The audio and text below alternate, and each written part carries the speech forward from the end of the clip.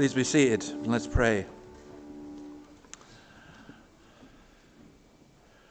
Lord, we thank you that we can come before your throne. We thank you that the way is open to us because of what Jesus has done. We thank you that we, mere human beings, can experience your presence, even as we draw near in worship today. So be with us and help us. Take away anything from us that would hinder our worship, the fears and the doubts, the bitterness, the anger, the concerns, all the things, our sins, all the things that would hinder our worship of you. Grant, O God, that you would be present among us, that we would know the joy of the Lord in worshiping you. We pray your blessing upon each person here, and we remember those who are not able to be here, those who are sick, those who are on holiday. We ask our God that you would strengthen and help them, especially for those who would love to be here but are watching online. We ask our God again that they would know that we are thinking of them. We pray for those who mourn, and we pray for those who face particular difficulties. May it be that even as we worship you, that we would see beyond the winds and the waves, and that we would see Christ. We ask all this in your name. Amen. Now, normally at this point we would have a confession of sin, but until the communion, we have a communion later on. So we're going to do our confession of faith, and this is from Sinclair Ferguson. He was talking about baptism, and he gave us this confession, which I think is very helpful. Baptized Christian, what do you believe about yourself? And let's say these words together. I believe that since I have been baptized into Jesus Christ by his Spirit and through faith, I have been united to the Lord Jesus Christ in his death and resurrection. I believe that in Christ I have died to sin.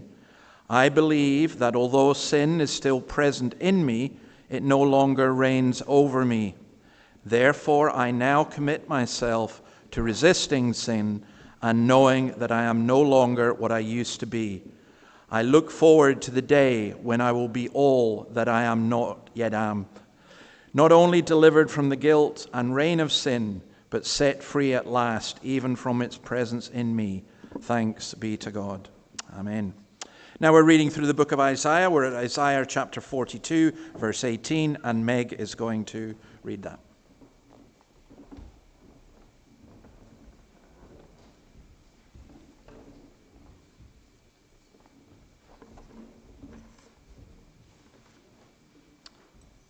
Isaiah 42, 18 to 25. I'm sorry, I don't know what page it's on. Israel, blind and deaf. Hear, you deaf. Look, you blind and see. Who is blind but my servant, and deaf like the messenger I send? Who is blind like the one in covenant with me, blind like the servant of the Lord? You have seen many things, but you pay no attention. Your ears are open, but you do not listen. It pleased the Lord for the sake of his righteousness to make his law great and glorious. But this is a people plundered and looted, all of them trapped in pits or hidden away in prisons. They have become plunder with no one to rescue them. They have been made loot with no one to say, send them back. Which of you will listen to this or pay close attention in time to come? Who handed Jacob over to become loot and Israel to the plunderers? Was it not the Lord against whom we have sinned? For they would not follow his ways. They did not obey his law. So he poured out on them his burning anger, the violence of war. It enveloped them in flames. Yet they did not understand. It consumed them, but they did not take it to heart. Amen to this reading.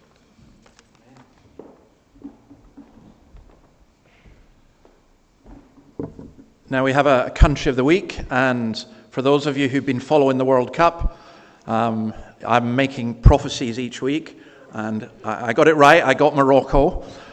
First of all, can I say to the Egyptian in the congregation, well done.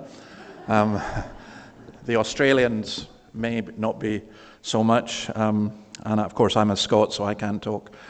But Morocco are doing remarkably well. They are now in the quarterfinals, having beat Canada overnight. It is an amazing country. I would love to go there. 446,000 square kilometres, which is half the size of New South Wales. About 5 times the size of Scotland, actually. 37 million people. There are 10,000 Moroccan Australians, or people from Morocco in Australia. One of the sad things about Morocco is that it used to be a place where there were a significant amount of Jews. And actually you see this with the football as well. Sadly, as fundamentalist Islam, it's always been strongly Islamic. Look at the figure there, it's 99% Islamic. But as the fundamentalist Muslims have taken more control, where there were 250,000 Jews, there are now only about 1,000 left in Morocco. It's funny, people talk about genocide and so on, but the Jews being cleared out of these countries is something that is really disturbing. And moreover, there's considerable persecution of the few Christians that there are there. And one of the sad things about the Moroccan team was they prayed a prayer before they went on to the match, which basically is a prayer seeking for the destruction of Christians and Jews. And I find that disturbing, the way all that's coming into football as well. But we do pray for Morocco. We pray for the church there. We pray for the Moroccan people. And our church of the week is Roseville Presbyterian Church. That is the church. Cornelius and Esty were there. If you want to ask about it, I'm not going to say much about it. You can ask Cornelius and Esty. Jack, our dear brother Jack, is now the pastor there. I was preaching there last week. It is just, it's in a great situation, I think. It's a congregation that needs, as we all do, God's renewal and grace, and we regard it as a sister church with us particularly, and so we pray for them as well. So Terry is going to lead us in our prayers.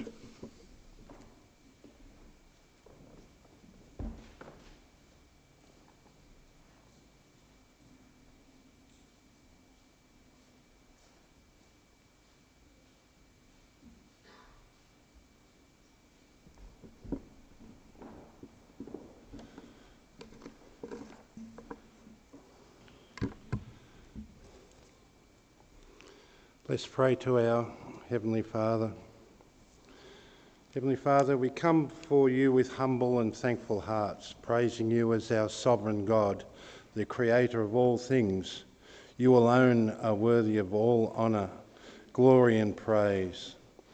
Thank you that we gather today as your people, not under our own steam, but because of your grace and steadfast love that never fails. We thank you for the many blessings you have poured out upon our congregation. Thank you for sustaining us through every season, for the fellowship we enjoy in Christ, and for the freedom to worship you openly. Above all, we thank you for the gift of your Son, whose death and resurrection have assured our pardon and given us the sure hope of eternal life. Father, we commit our congregation to you, your loving care as we consider the re-establishment of elders and the session within our church. Grant us wisdom, humility and unity in your will. We pray for the elders you are raising up to serve this congregation. May their decisions honour you, faithfully uphold your word, and give them courage to lead with humility and integrity. Give them shepherds' hearts reflecting the love and the compassion of our Lord Jesus Christ. Guide us also in our consideration of the arrangement with our brothers and sisters at Charlestown over these past few years. We praise you that through this partnership you have enabled Scots Kirk to become firmly re-established and to stand with renewed strength and confidence for the future.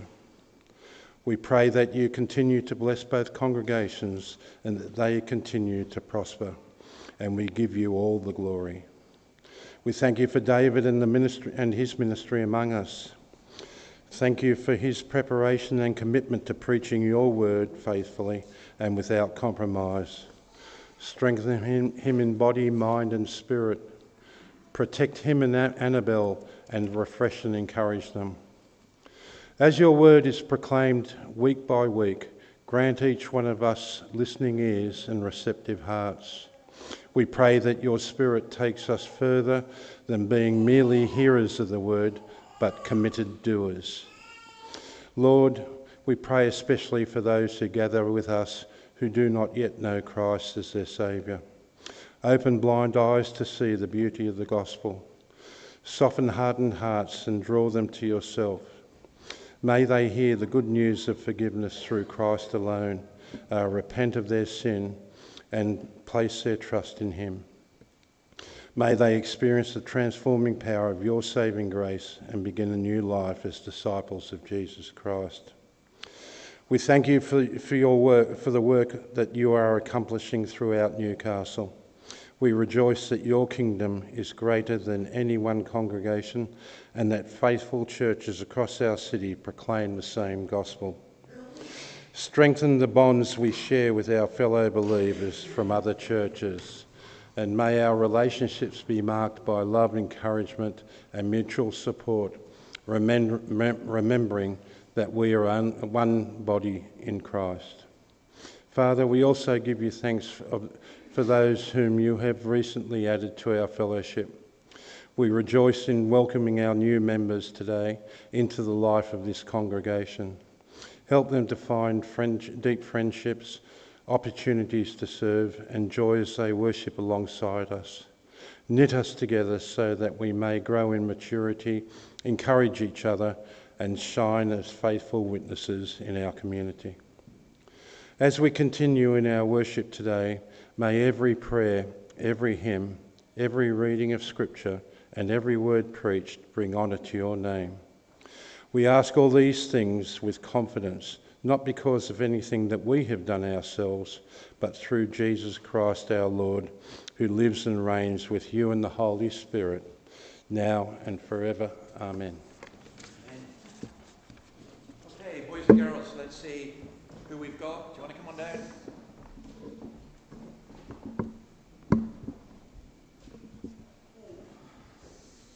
Morning, Catherine. Hey, Usher. Hannah, isn't it? Come on now, grab a seat. It's nice to have you with us. So, Asher, Adelaide, how are you? Yes, it's lovely. So, Adelaide, I heard a secret, I think. It's somebody's birthday today. Whose birthday is it? And how old is he? He's one. Asher, look, listen. We're going to sing happy birthday to you, okay? You ready? Happy birthday to you. Happy birthday to you. Happy birthday, dear Asher. Happy birthday to you. Yay, there you go. Happy birthday. And by the time you're 2, you'll be bouncing off the pulpit. Yeah. So, we are going to talk. Have you ever been to the beach? Yep. You been to the beach? Yeah. Yeah. And have you ever built a sandcastle? Yeah, we do. We have a sand pit. Okay, you have a sand pit. Have you ever built a sandcastle, Hannah? You've got a sand pit too. But see, when you go to the beach and you build a sandcastle on the beach, what happens to it?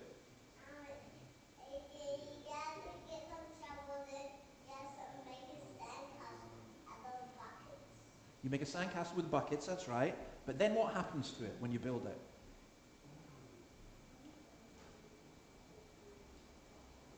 When the waves come in, they crash it down. That's right. So you wouldn't really build a house on the beach, would you? A house to live in, because it would just go away. So you want to build a house somewhere where it's strong. And Jesus spoke about that. He spoke about, and we're going to talk about this later, but I thought I would risk teaching you a song. Do you know a song about the wise man building his house on the rock? You know that song? No, you don't know that. Okay, we're going to do it. So the band are going to come up and help us. Your mum's going to help us too. And it does have some actions, and the congregation can join in if they want. So here, this is how it goes. The wise, we point to your head, because that's where your brain is. The wise man built, do some building. Can you do some building? His house, have a house, upon the rock. Right? We sing that again. And then we go, and the rain came tumbling down. And then the rain came down, and the floods went whoosh. Rain came down, floods went whoosh. Rain came down, floods went whoosh. And the house on the rock, stood firm. And then we go, the foolish man. So we do like that. Brains not working. Can you do that? So the foolish man built his house upon the sand. The foolish man built his house upon the sand. The foolish man built his house upon the sand. The rain came coming down. We do it again. Do we have a third verse, by the way? I don't know. So build your life. Oh yeah. So then we do. So build your life on the Lord Jesus Christ. So build your life on the Lord Jesus Christ. And it says, for the word of God, that's God's word, is sure. Okay? So we'll be trying singing that. I think we can manage. Okay, let's go. Let's see how we get on.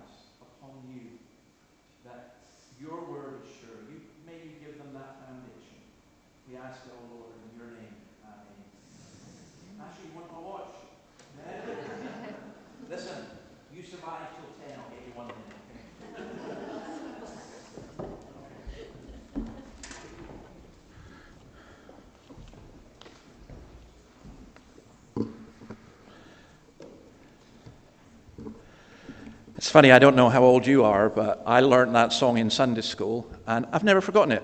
It's amazing. When you think how when you sing things, you remember things, and I think it's very important for the children to learn through singing as well. So, our New Testament reading, I think Joe's going to do that from Hebrews chapter 7, verse 18.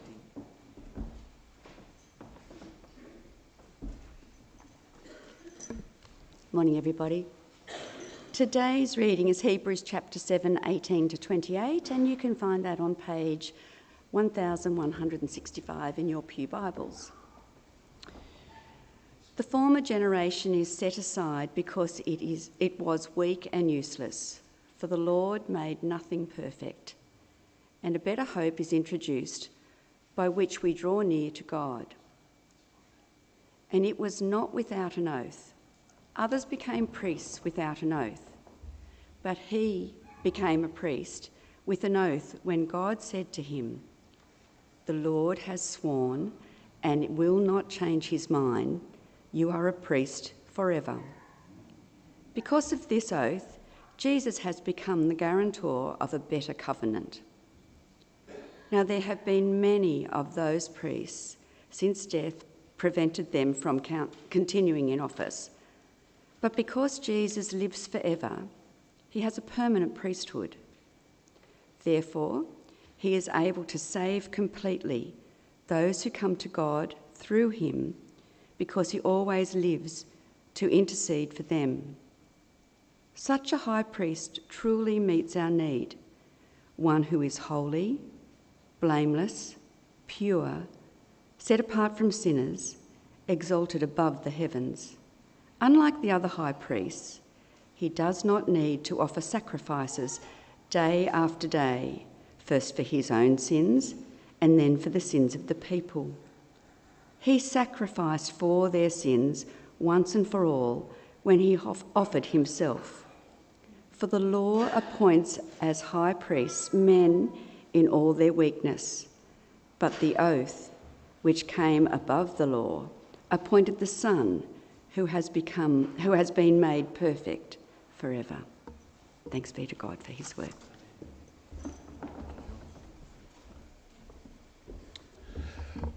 Okay, we're going to turn to Psalm 11. The words will come up on the screen as we go through it, but if you have a Bible, it's probably good to open your Bible there. By the way, if anyone doesn't have a Bible and wants to get one, please do speak to me at the end.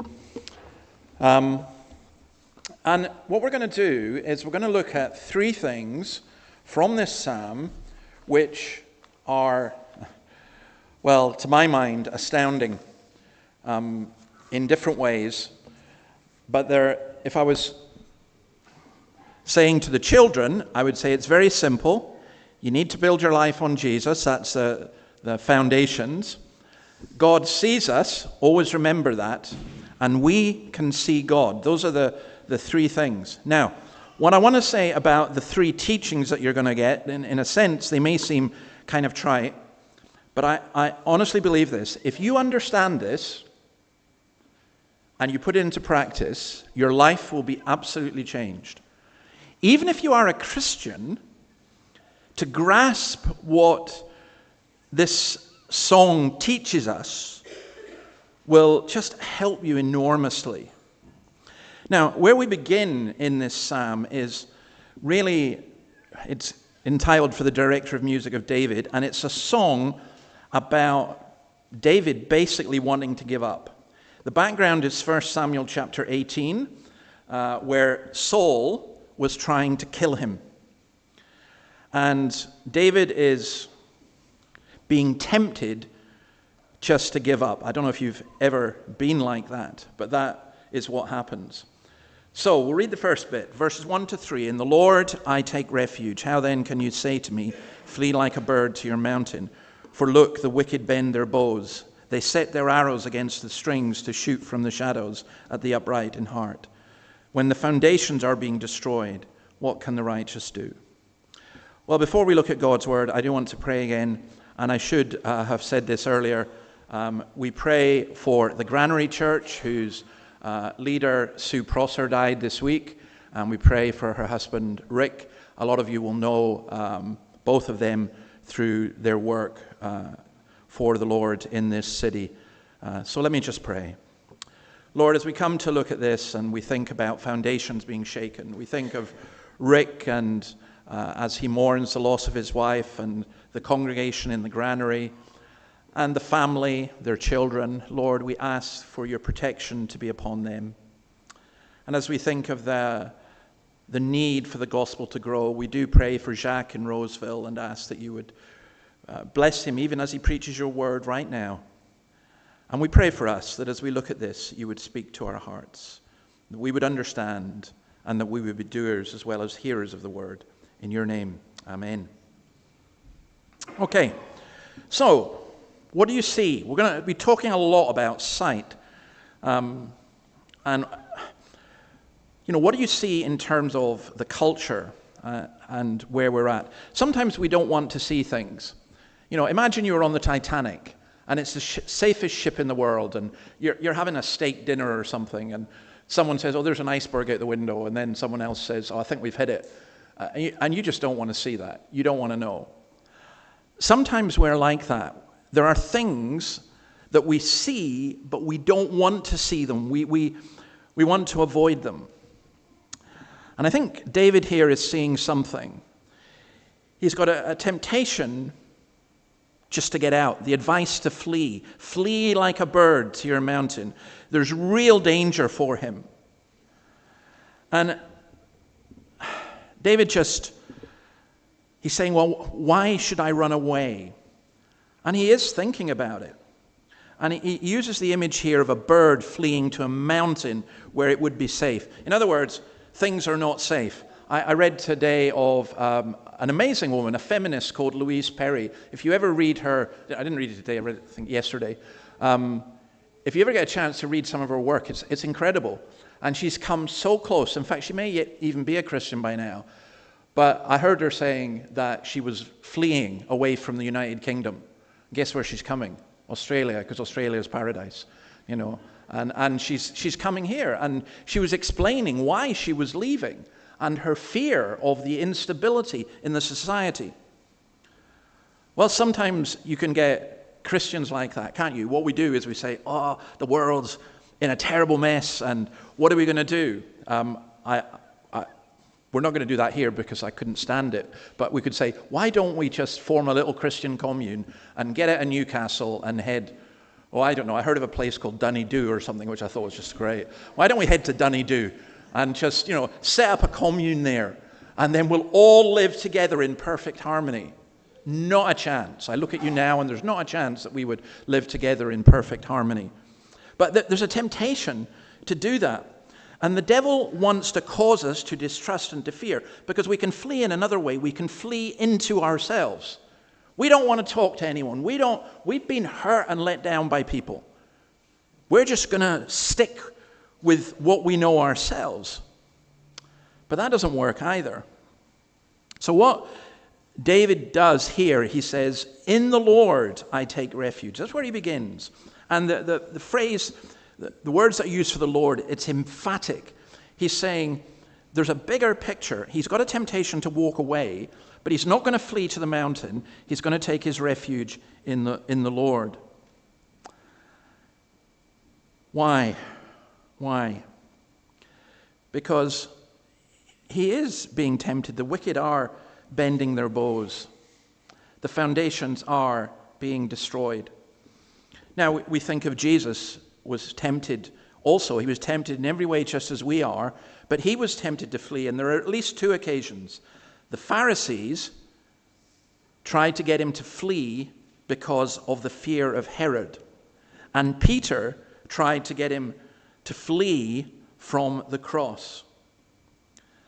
And an image that's used here of just this the wicked, they've got their bow, they are about to shoot you.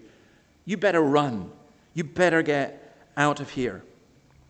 Now, I can think of terms where he uses this phrase, when the foundations are destroyed. The foundations here mean the foundations of the nation, the culture, the religion, the temple, everything else. Well, the temple wasn't built then, but the whole idea of the presence of God on which the society was built. I think that we are in enormous danger, not just in the UK, but also in Australia, of the foundations on which this society is being built, being destroyed. It's very easy to destroy something, isn't it? It's much, much easier than to build it. Let's go back to the sand castle on the beach. There's always the bully who wants to come and kick it over. It's easy to do that. It's not so easy to build. And there are plenty of people in our culture who say, yes, if we destroy this thing that is so bad, then our society will be so much better. But they don't know how to build. I think in our culture, the entire moral structure of the society is being undermined as the pillars, the ethical foundations on which we were founded, are being broken one by one, and powerful people refuse to uphold God's justice. And I think of this in terms of the commandments. I was going through this. Think of it this way. The Sabbath patterns of work and rest and the dignity of work and protecting workers. The fourth commandment. That's being undermined. Respect for parents and God-given authorities. The fifth commandment. That's being undermined. You know, who is better to bring up children, parents or the state? Well, people say, well, the state is. No, it's not. It's absolutely not. The sixth commandment, the dignity of human life. How ironic that we live in a culture which claims to be humanist, and yet it is a culture of death, whether euthanasia or abortion, or indeed war and other things. The sacredness of the covenant marriage between one man and one woman, the seventh commandment. I think one of the most appalling, hubristic, arrogant things that human beings have ever done is for governments to say we can redefine marriage. No, you can't. That's, you know, people used to say to me about same-sex, do you believe in same-sex marriage or do you support? And I said, no, it doesn't exist. And they would say, well, of course it exists. I said, no, it doesn't exist. It doesn't exist in the same way that a square circle doesn't exist. If the government came to you and said a circle is a square, would you say, oh, well, that's what the government says, we have to accept it? No. Because God's pattern of marriage is what is foundational for human society. And of course the devil wants to disrupt that. And believe you me, it's already happening, but it will happen more officially. We will get polygamous marriages. We will get more and more the idea of child marriages and so on. So that's being undermined. Greed for property and possessions, the eighth commandment. That's been undermined as well. The trampling of truth, the ninth commandment, do not lie. That's being undermined. The praising of covetousness, the 10th commandment. That is also being undermined. And then you go back to the first three, which are more concerned with the honor of God and, you know, worship the Lord's God. Or take, for example, blaspheming God's name. There was a lady who wrote me last week, and she was from America, and she said, I've been watching a lot of Australian sport, and it seems to me that they always take God's name in vain. Is that a common thing? Well, yeah, it is. It's a very common thing. You are much more likely to hear the name of Jesus used as a swear word in our society than in praise. And do you realize how horrific that is? And how God's name is so precious? And even Christians. I mean, I know it's the culture, but you have to think about it. Have you ever said, OMG, oh my God? Why? To the Jews, God's name was so holy they wouldn't mention it, and then we have God's name as an exclamation mark. Something wrong. It's just wrong. All that is undermined. You know that you misgender someone on television, you're going to get arrested. You use Jesus' name as a swear word, you're going to get praised. You know, it's become so common. Now, the temptation then is for Christians to despair. And we can, you know, there are some of you who will nod and say, yeah, that's right, you're getting this, and to despair. But look, there's nothing new under the sun. There was a reformer called Nicholas Schnellnecker, which is a great name, and I think he must have been Dutch with a name like that. 1530 to 1592. He said this, we will not be horrified, even if all the world, all schools and churches, all the mighty learned and wise people should stumble over and get angry against the word of God. We press on with the work of the gospel of Jesus our King. That's it. We don't despair because we press on with the work of the gospel of Jesus our King. Then in verse 4, what's God's response to this? Look at this. This is one of the most amazing verses for me in the whole Bible. The Lord is in his holy temple. The Lord is on his heavenly throne. He observes everyone on earth. His eyes examine them. Habakkuk 2 verse 20. The Lord is in his holy temple. Let all the earth be silent before him. You see, when the government changes marriage, God says, no, you can't. That's when we create instability, God says, but I'm in charge. The Lord is always on his throne. You know the famous story of Martin Luther. He was really depressed about what was going on, various things in his life and everything else. And he came down one day and he married a feisty woman who had been a nun and who was quite a character, and Katie. And he came down one day to breakfast, and his wife was sitting there all dressed in black. And he said to her, "What happened? Someone die?" And she said, "Yes, God. At least the way you're behaving." And wow, she was right. She was absolutely right.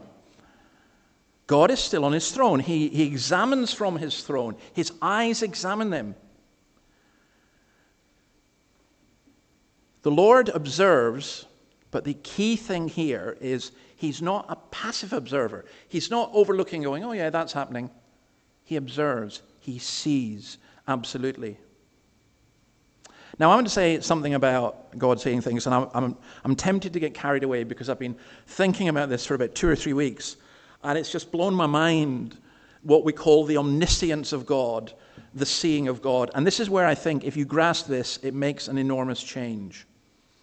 So, just several things, and hold on to this because we're going to go quite high, I think. God sees all things, good and evil. For us, what we see is very limited. Like, think of in times, past, present, and future. What do you see from your past? What do you remember from your past? Some of you just bury stuff. We live in the present. We maybe have some kind of sight for the future. But it's amazing how quickly we can forget things. People will say, "Well, let's move on." Well, hang on a minute. What's the big picture? What's happening here? And Thomas Manton, of course, my favorite Puritan at the moment, says this: "Past, present, and to come make no difference to the understanding of God, for from the mount of eternity he has a prospect of all things as if they were not in being." In other words, we're on the foothills, or we're stuck in the bush, and God is up on the mountain and he sees absolutely everything. That's why we have to be really, really careful not to make our lives dependent upon what we see and forget that God knows. Second thing is this: God's knowledge is particular, not just universal. The Lord knows every detail. The Lord knows, we are told in Scripture, those who are his. The Good Shepherd calls us by name. I love the fact we've got name tags because I forget your names. Right? God doesn't need to have name tags. I've forgotten who they are. Go and get an angel and he can tell us who. God knows. He knows every single detail about our lives. He knows the particulars as well as in general. Job 31 verse 4. "Does he not see all my ways and count all my steps?" Do you know this? I'm almost inclined to say you should print that out and stick it on your desk, or stick it on your car, or put it in your Bible. Does he not see all my ways and count all my steps? Because I will guarantee you this: there are plenty of people who are Christians who think that God doesn't see, or at least they behave in that way. So I'll give you an example. I went to a conference in the United States. I was due to be speaking there. And they book you into a hotel, and most of the people in the hotel were people at the conference. And when I went to book my room, they asked me, did I want a particular channel of television? I didn't even know what it was. And I said, "Well, what is it?" It was the porn channel. And I said, "No, I'm a Christian minister, and this is a Christian conference." And they said, "Oh, they're our busiest." Can you believe that? What's going on? Maybe pastors and elders or whatever, they're away from their homes. They're away from their wives. Hey, they've got an opportunity. No one will know. No one will ever know. Their congregation won't know. Their family won't know. They are acting. The sin is not them watching pornography, which is a sin. But the sin is that they think that God doesn't see. And, some of these guys will then go up in the pulpit on Sunday and preach the gospel. But God doesn't see. Yes, he does. I mean, I don't mean to dishonor my mother at all. But, I remember sometimes I would think, what if my mum saw me doing this? What would she think? Now my mother wasn't an ogre at all. It's just I had enormous respect for her. But with God, it's even more so, isn't it? Hebrews 4 verse 13. All things are naked and open before him. Oh, you're good. You're good. You can put on clothing that you think hides your sin, and it does. It hides your sin to all the people around you. But God sees all things are naked before him. Numbers 32:23. Your iniquities shall find you out. My favorite story about that is we used to have an evangelist in the Free Church in Scotland. We had a mission called the Highways and Byways Mission. They had a van, and they were going around the Highlands, and the evangelist was trying out the megaphone that they had on top of the van. And he was shouting out this verse, "Behold, your iniquities shall find you out." And as they turned the corner, there were a group of shocked poachers with their nets full of fish, just looking up in horror at this voice that had come from the sky. It's there, God sees. God sees. But also this, God sees our miseries, God sees our brokenness. Psalm 56 verse 3, record my misery, list my tears on your scroll. Are they not in your record? Now, I love that translation, but I love the old translation even better. Record my misery, put my tears in your bottle.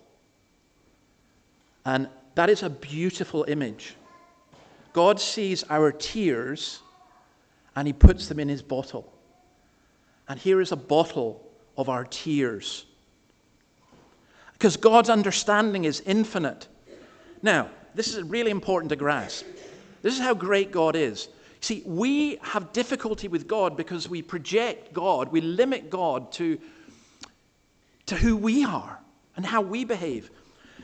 So our understanding isn't infinite. An infinite understanding can see all things at once. So let's take a book. I like reading, and I can read quite quickly. But when we read a book, what do? You can't read a whole book in a moment. You can't pick up a book and go, it's read. You open it, you read line to line, paragraph to paragraph, page to page, chapter to chapter, and then sometimes you forget. If you're, for example, reading Dostoevsky, sometimes you need to go back to the index, say, oh, hang on, who's this again? Who's that? How does that, You can skim read. You can ask AI to give you a summary. You can fake it. You can say, give me a summary of the Brothers Karamazov, and then the next time you're in conversation, you just happen to, do something. You can do that. In fact, I keep getting offered this thing for business executives who are too busy to read. You can join a book club that gets you to read classic works in 15 minutes because they just give you summaries. Well, what's the point? Why? Why would you do that? It's just kind of, you can do War and Peace in 15 minutes. You can't do War and Peace in 15 weeks. No, but it's why? But here is the amazing thing. This is the absolute thing. God sees everything in an instant. Everything. Or to put it another way, you're speaking to one person. Then another person comes in. There's 2 of you and 3 of you talking. Then there's 4 of you talking. Then there's 5 of you. If you belong to a big family like me, sometimes your parents will say, stop! You can't all talk at once. You can't hear. You've got 2 ears. So I'm quite good, actually. I can be talking to one person and hear another person. But I can't hear 20 people all talking at once. But God can. People kind of go, well, how can God hear everyone's prayers? Because he's God, because his understanding is infinite, because he sees everything. And then maybe just another application of this, and I better not go into in much more detail, but God sees false prophets. Jeremiah 23, verse 23, in the context of false prophets, God says, am I only a God nearby, declares the Lord, and not a God far away? Who can hide in secret places so that I cannot see them, declares the Lord? Do not I fill heaven and earth, declares the Lord? See, people think they can go away from God. So in the context of false preachers, it's like someone standing here and preaching and giving you the gospel and then saying, well, I'm going away to a place where nobody can see me and I can do what I want. Do you know, the guy who's the abuser, do you not think that God sees you? The person who cheats and lies and steals, do you not think that God sees you? The hypocrite, do you not think that God sees you? You see, the point of this is, it is so important. I can't go from here and switch on pornography in my own study at home because I know that God sees me. And that's worse in the sense of you seeing me. I know that God sees me. And in this, he goes on to refer, we'll come on to it. We're going to, tell you what, we're going to sing this first part because we're going to sing the whole psalm. Let's sing verses 1 to 4 and then we'll just more briefly look at the last bit. We'll stand and sing these words.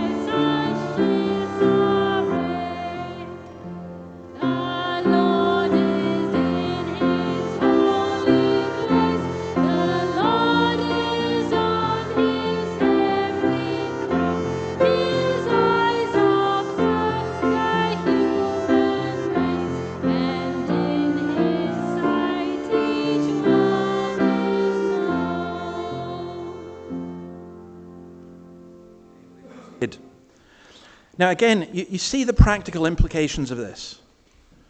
We've recently experienced a friend who, to be honest, has betrayed his calling and his God. And it's shocking to us, and we look and we go, we didn't see that one coming. But God did. God knew. And God is still on his throne. And in this, we see that God sees violence. The Lord examines the righteous, but the wicked, those who love violence, he hates with a passion. On the wicked he will rain fiery coals and burning sulfur. A scorching wind will be their lot. There's violence happening, and people say, well, where's God? Well, God sees and God knows. There's a language of punishment by fire and sulfur, which is echoed in the book of Revelation, chapter 14, chapter 19, chapter 20, chapter 21. And it's echoed by Jesus in Luke chapter 17. A scorching wind will be their lot. So God sees, and God says to the violent and the murderous and the abuser, you don't get away with it. You will not get away with it. But I want to focus on just this last bit. For the Lord is righteous, he loves justice, the upright will see his face. I think God's seeing is for us an understanding of great challenge, but also of great wonder, because God sees all my sins. You know when you try and cover up your sins to God? That's stupid, isn't it? Because he sees them.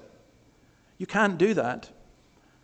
But it's a great comfort, because God still calls us despite our sins. I mean, when we go to God and we confess our sin, it's a wonderful thing to do. But God doesn't say, oh, I'm really shocked that you did that. I never knew you were going there. God says, I knew. So what's the point of us confessing? Because it's us understanding. It's us admitting. And then will come this, that you see God. You see this? God sees, but the upright will see his face. Jesus said, blessed are the pure in heart, for they shall see God.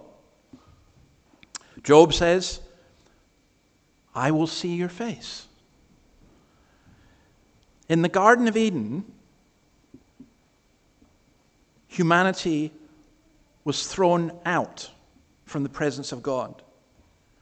When Moses went up the mountain and saw the face of God, when he came back down, his face was so glorious it had to be veiled. We cannot see God and live. And yet the king says, the upright will behold his face. I don't know who wrote this. I found it somewhere, and I can't remember who wrote it. It wasn't me, but I just thought it was a beautiful thought. Listen to this. To behold God with the same intensity with which God sees deeds on earth is the highest joy a human being can know. I don't know your motivation in coming to church. I can't see your heart. Oh boy, I know we can all fake it. But I will tell you this. If your motivation is, I want to see God, I want to see God, that is just the highest thing possible. When Jesus went to the cross, it said, who for the joy set before him endured the cross. What was that joy? It was the joy of people being saved, but it was the joy of going back to the Father. Christ could have walked away from the cross, but he didn't. To see God's face is to experience in the Lord lifting up his face. God turns away from us, and to see God's face is to have God turning towards us. The God who loves justice. The foundations of the righteous are God's nature and will, and he loves justice. But we long to behold his face. Psalm 27 verse 4. One thing I ask from the Lord. Well, there you go. You've got one request. Play this mind game with me.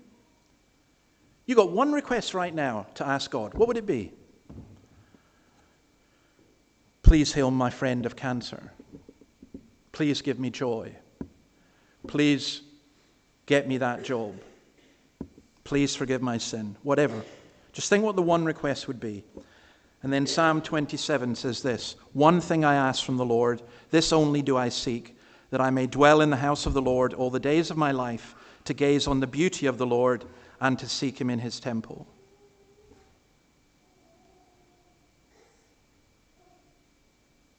When you see Christ, I was going to say in all of his glory, but it's not all of his glory, in some of his glory, you don't want anything else. Psalm 73, the psalmist says, thinking of all his problems and everything, he then says, but who have I in the heavens, O Lord, except you alone?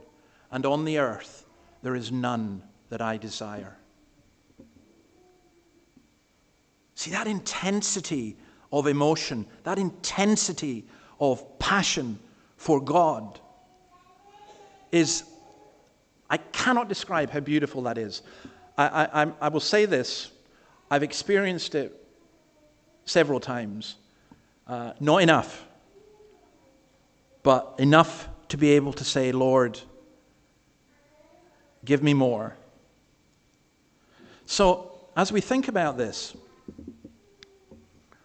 real faith goes to God for security. The foundations are being destroyed, but the Lord is on his throne.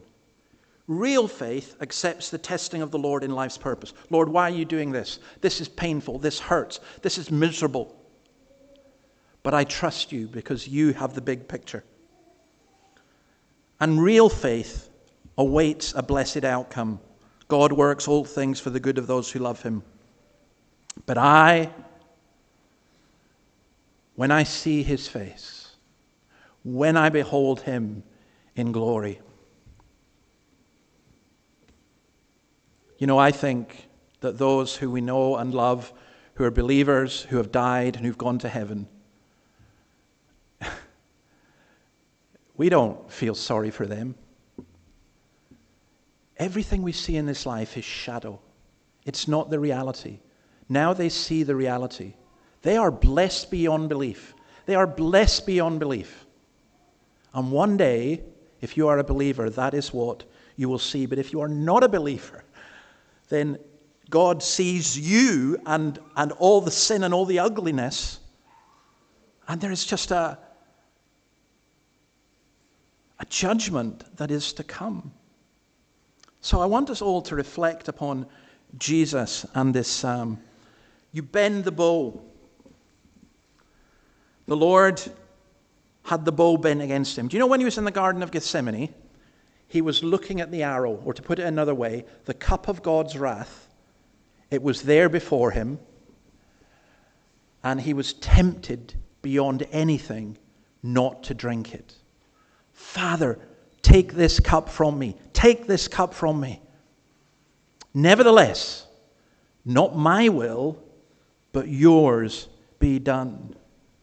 Jesus was so obedient to his Father that when faced with this cup that he did not want to drink, he drank it, because at that point he was able absolutely to trust the Father.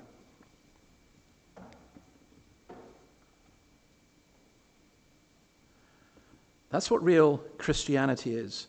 That's what real faith is. When we take the Lord's Supper, it's not a magical thing. It's not a symbolic thing that just shows that we have faith in Christ.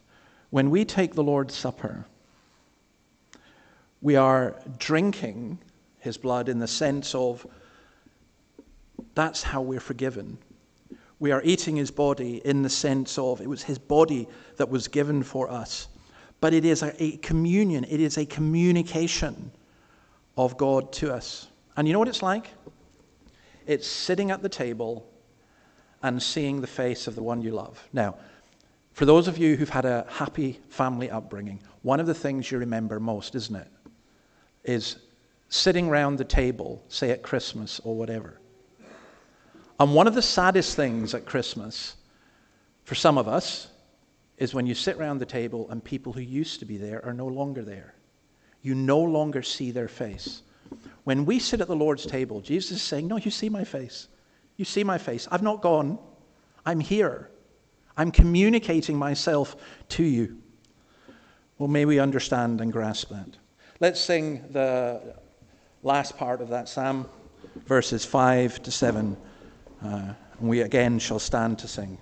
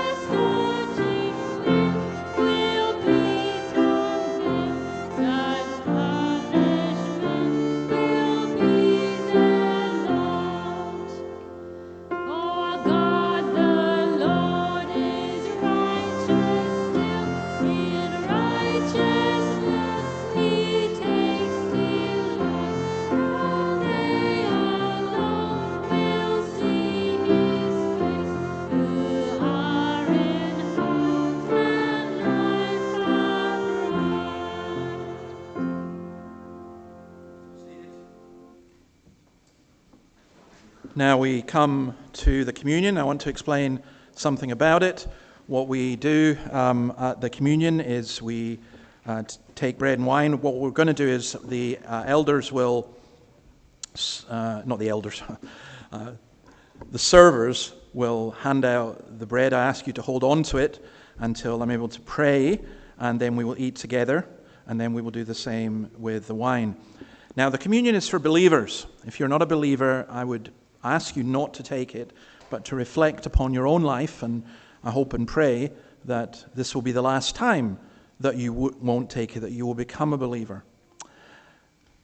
But for those of us who are believers, I want to reflect upon it just a little bit more in terms of God seeing us. Imagine you've done something to your family, and you sit at the table, and you're eating the food and drinking, and you're thinking, if only they knew what I had done. And then imagine they did know, and maybe your dad stands up and says, I'm sorry, but you can't sit at this table. What you have done to us, you're out. It's a horrendous situation, but it's one that in effect has existed in many homes. Surely that should be like us with God. If God sees everything, you're going to sit at his table, and you can't fake it. You can't say, well, I've done okay over the past month or so. God knows. And God knows even more than you know about your own sin. So how can you possibly sit there? I think one of the things about real repentance is this, is that we realize we have no right to be in the presence of God. We're not so quick to jump in and say, hey, of course God will forgive me. So what do? You look away from your sin and you look to Christ. That's what the bread and the wine is telling you. It's God, it's like Jesus sitting at the head of the table and say, yeah, I know what you did. And I know who you are. But I died for your sin. And this bread and wine are not a symbol of your faith. They are a symbol of my death and life and resurrection for you. So it's good before you take the bread and the wine to reflect on your own life and to reflect on the things that make you ashamed before God. And then to hand them over and say, Lord, here's my filthy rags. I take your beautiful garment. So let's confess our sin together. The words are up on the screen. O most great, most just and gracious God, you are of purer eyes than to behold iniquity, but you have promised mercy through Jesus Christ to all who repent and believe in him. Therefore we confess that we are sinful by nature, and that we have all sinned and come short of the glory of God. We have neglected and abused your holy worship and your holy name. We have dealt unjustly and uncharitably with our neighbors. We have not sought first your kingdom and righteousness. We have not been content with our daily bread.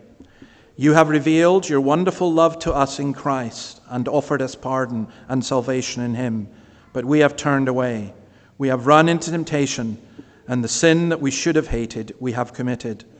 Have mercy upon us, most merciful Father. We confess you alone are our hope. Make us your children, and give us the Spirit of your Son, our only Savior. Amen. Micah 7:18 says this, Who is a God like you, who pardons sins and forgives the transgressions of the remnant of his inheritance? You do not stay angry forever, but delight to show mercy. You will again have compassion on us. You will tread our sins underfoot and hurl all our iniquities into the depths of the sea. Now, I will read the warrant, and then the servers will distribute the bread. I received from the Lord what I also passed on to you. The Lord Jesus, on the night he was betrayed, took bread, and when he had given thanks, he broke it and said, This is my body, which is for you. Do this in remembrance of me.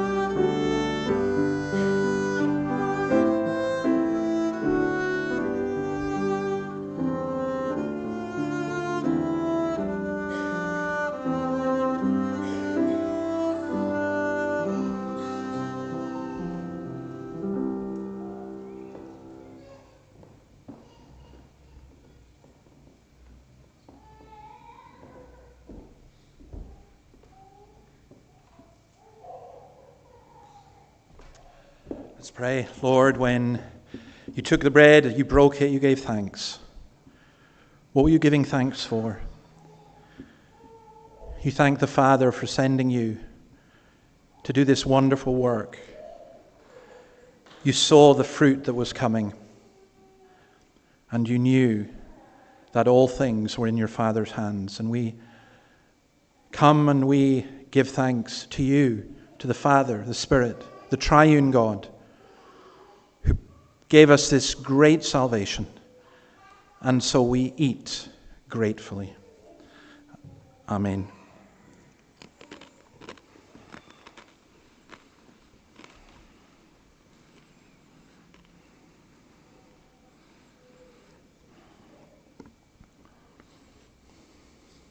In the same way, after supper, he took the cup, saying, "This cup is the new covenant in my blood. Do this whenever you drink it in remembrance of me. For whenever you eat this bread and drink this cup, you proclaim the Lord's death till he comes. So then, whoever eats the bread or drinks the cup of the Lord in an unworthy manner will be guilty of sinning against the body and blood of the Lord." Do you know, the remembrance of what it cost Jesus should drive us to tears, and it should also encourage and thrill us. You can never say, "God, you need to give me something more," because you can never have more than this. So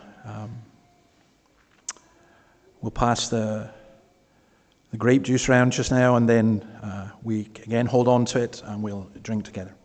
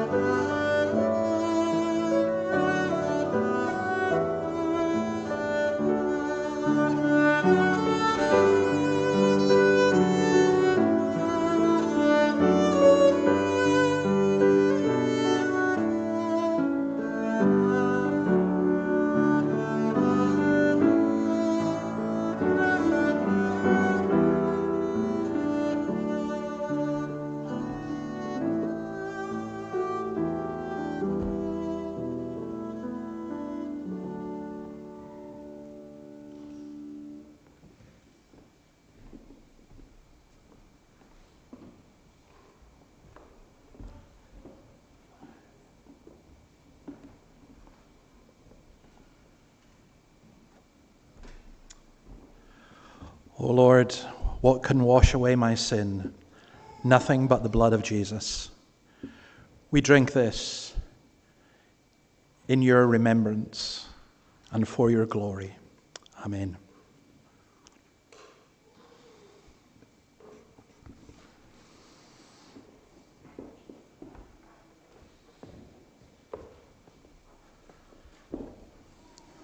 Amen. Let me pray.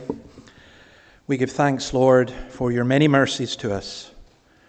We long to gaze upon your face in glory, but we would see your face on this earth as well. Grant our desire in your name. Amen. Okay, just a few notices. I'll welcome new members in a minute, but I have some notices here. We will, at the Alive at 5, we're going to look at the most difficult chapter in the whole Bible, Romans 9. So come along with your questions and comments and everything else. You're very welcome. Next week, we're back to Ruth and also the Romans Road. For those of you who wish, I put out a weekly pastoral letter, and I also attach weekly Bible study notes. We're going through the book of Genesis. We're trying to read a book of the Bible every month together. So if you want that, please let me know. I'm delighted to say that we do have a church administrator, Joe Lamrock. Joe, I'm going to welcome you as a member in a minute as well, but we're absolutely delighted with that. I kind of sort of need to give a couple of ground rules. One is, Joe is the church administrator. She doesn't work on Sundays. So, you know, if you basically want stuff to do with the church, the administration, it's best to email or to come to the office or whatever. Then we are looking at, I keep saying this, but we're getting there, starting up a Sunday school probably in August. Then the congregational meeting on the 12th of July, that will be next week, and part of it is about appointing me as minister. It's too long a story to say, but I'm technically not the minister here yet. And also to recommend Cornelius as elder. I would like to thank Margaret Wright for her great help in being a PA to me. That is a burden I wouldn't want anyone to have. And Margaret has been absolutely brilliantly in helping me get my life better organized, or work at least better organized. And she's been so effective, she's worked herself out of a job. So that's always a great way to be. But I'm very, very grateful for all that you have done, and for you and Alan and your fellowship. Okay, Joe, Jim, Renee, Sandy. Is Sammy here, or maybe? I don't think so. Okay, can you come up to the front, please?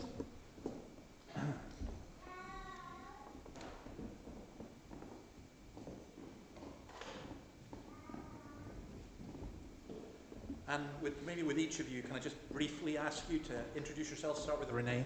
I'm Renee Edmonds. Okay. And what do you do, Renee?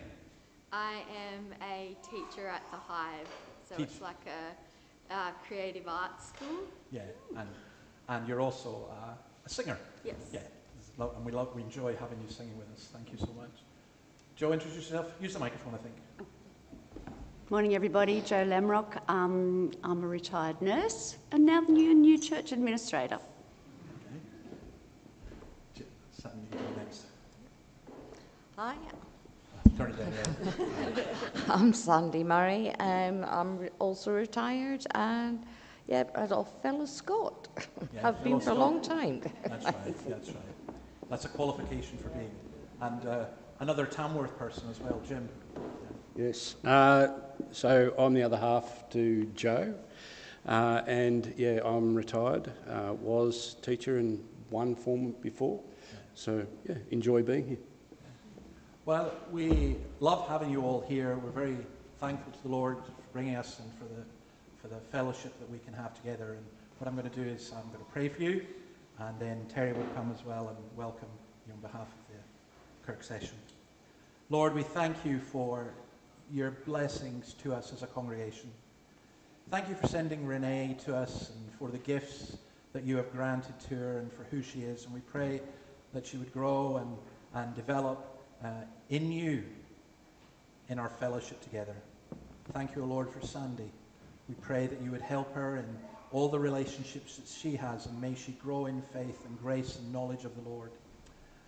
And we thank you for Joe and Jim. We ask, our God, that you would bless them in their retirement.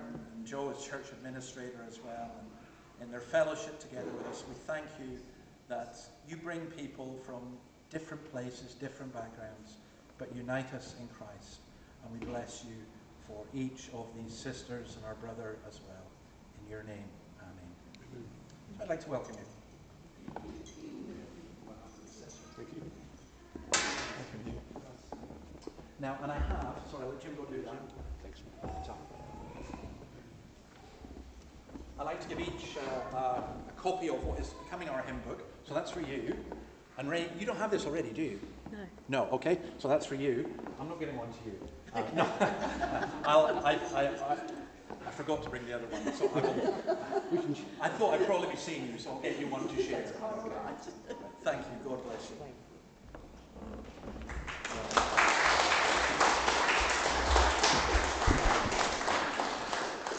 Okay, we're going to finish with Jeff Bullock, who is going to lead us in singing a song that he wrote a while ago. Jeff became a member with us and started writing songs. No, this one was quite a while ago. So what's going to happen is we're going to go through the verse and chorus, remain seated, and then we'll go back to the beginning and we'll all sing it together. It's a beautiful song.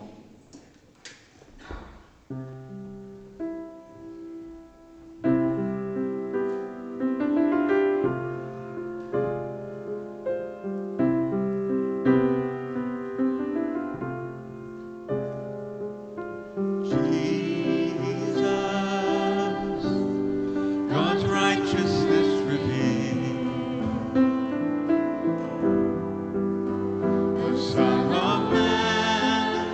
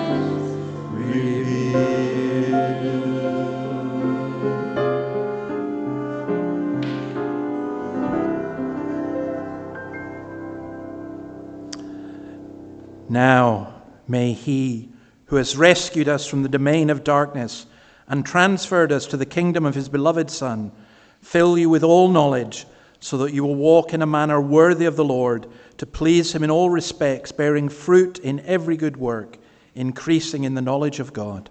Amen. Amen. And everyone.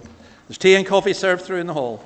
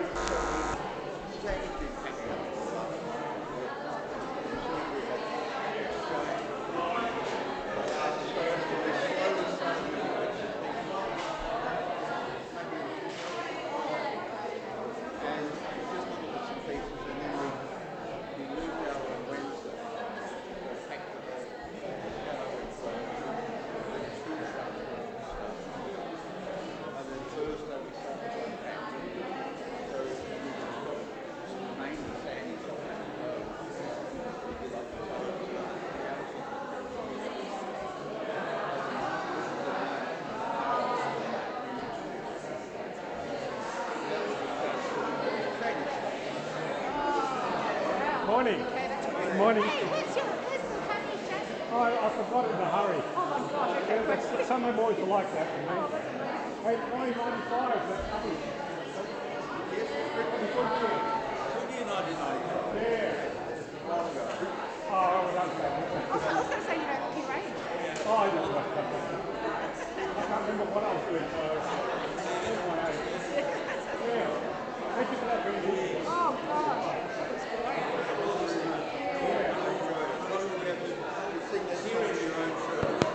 Oh, wow.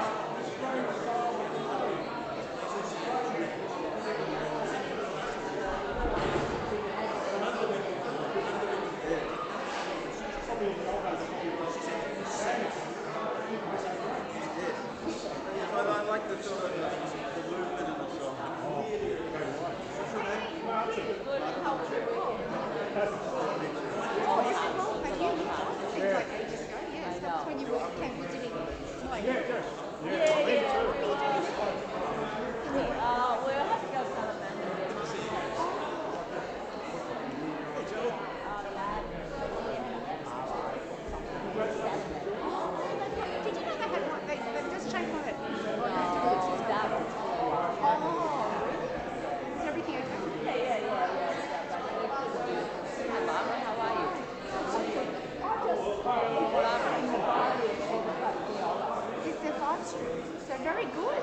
Yeah, well, I didn't have a birth music, but I love it. And I just listened to it endlessly. Yeah. So, Barbara, you're from Charlestown. I was in Charlestown. Are you here now? Are you? Yeah. Okay.